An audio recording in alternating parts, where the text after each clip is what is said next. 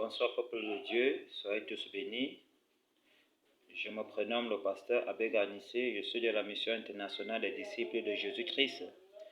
Bien-aimé, le but de cette chaîne, c'est de proclamer, propager la parole de Dieu dans le monde entier. Et le but du message de fin de temps, c'est la crainte de l'Éternel. Et la crainte de l'Éternel est située dans le livre d'Apocalypse chapitre 14, versets 6 à 7. Pourquoi la crainte de l'Éternel? Bien-aimés, nous allons lire et ensemble nous allons voir pourquoi le Seigneur interpelle son peuple pour la crainte de l'Éternel. Parce que c'est le dernier message qui a été mandaté aux disciples de prêcher la crainte de l'Éternel. Ouvrons donc nos Bibles, bien-aimés, dans le livre d'Apocalypse chapitre 14, à partir du verset 6 à 7, je vais lire au nom puissant de Jésus-Christ. Il est écrit, Apocalypse 14, verset 6 à 7, il est écrit, il disait d'une voix forte, craignez Dieu et donnez-lui gloire, car l'heure de son jugement est venue, et prosternez-vous devant celui qui a fait le ciel et la terre, la mer et les sources d'eau. Alléluia. Bien-aimé, il est important de connaître la crainte de l'Éternel. La crainte de l'Éternel se définit comme quelqu'un qui aime son Créateur. La crainte de l'Éternel, ce n'est pas avoir peur. Non, c'est la crainte de l'Éternel, c'est d'observer ses commandements, mettre ses ordonnances en pratique, mettre ses préceptes en pratique. C'est ça, la crainte de l'Éternel. Mais bien aimé, est-ce que les gens craignent Dieu? Est-ce que les gens aiment Dieu? Est-ce que les gens n'aiment pas le mal? Bien-aimé, la crainte de l'Éternel, j'ai sauté, je vais un peu lire le verset 6. Le verset 6 nous dit ici, le verset 6 nous dit, j'ai vu un ange qui volait au milieu du ciel. Il avait un évangile éternel pour l'annoncer aux habitants de la terre, à toute nation, tribu, langue et peuple. Il disait d'une voix forte, craignez Dieu et donnez-lui gloire, car l'heure de son jugement est venue, et prosternez-vous devant lui. Prosternez-vous devant celui qui a fait le ciel et la terre, la mer, les sources d'eau. Alléluia. Bien-aimé, c'est le dernier message des fins de temps.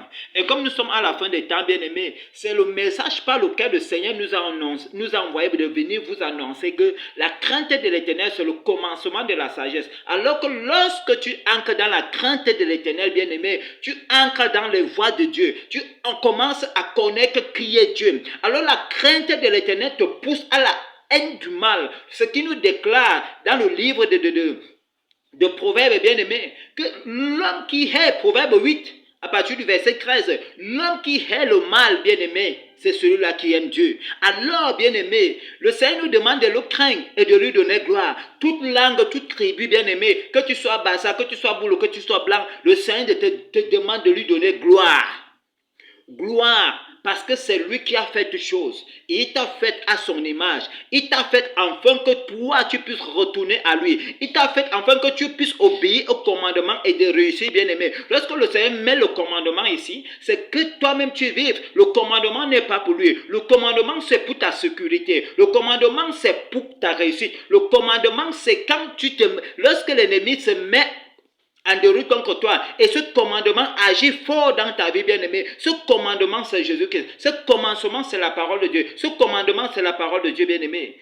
Donc, mes frères et sœurs, il est important de prêcher la crainte de l'Éternel dans vos synagogues, dans vos tabernacles, dans vos synagogues, dans vos églises, dans vos assemblées. Parce que celui qui craint Dieu aime Dieu.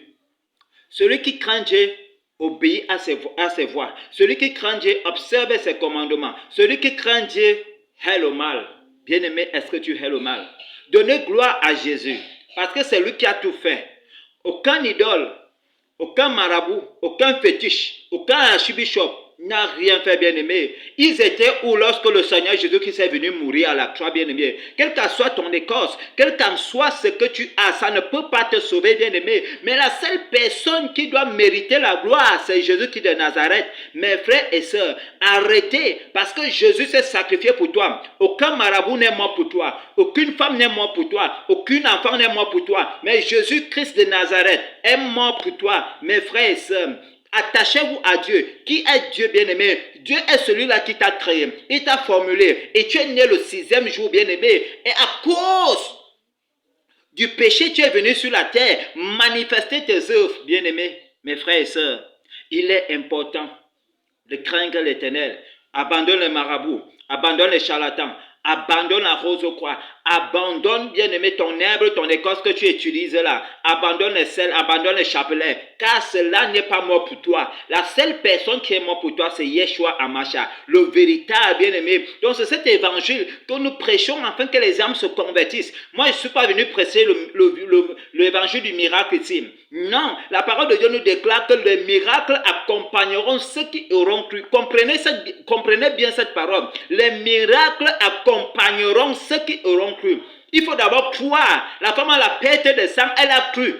Elle a cru en qui? En Jésus. Elle a cru au Messie. Elle a cru en Yeshua Hamashiach.